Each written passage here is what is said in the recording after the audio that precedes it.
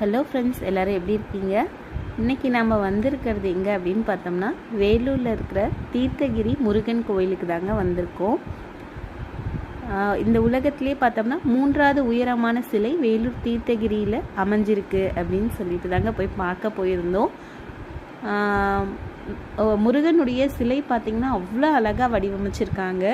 கண்களில் அந்த உயிரோட்டம் இருக்குதுன்னு சொல்லுவாங்க இல்லைங்களா, அந்த மாதிரி கண்களை பார்க்கும்போது முருகனே முன்னாடி நிற்கிற மாதிரி இருந்ததுங்க. அதே போல் நாங்கள் எங்கள் ஃபேமிலியோடு போயிருந்தோம். மேலேயே கார் அலோவ் பண்ணியிருந்தாங்க. அன்னைக்கு சுற்றி பார்த்துட்டு மேலேருந்து பார்க்கும்போது கீழே இருக்கக்கூடிய பில்டிங்ஸ்லாம் பார்க்க அருமையாக இருந்தது.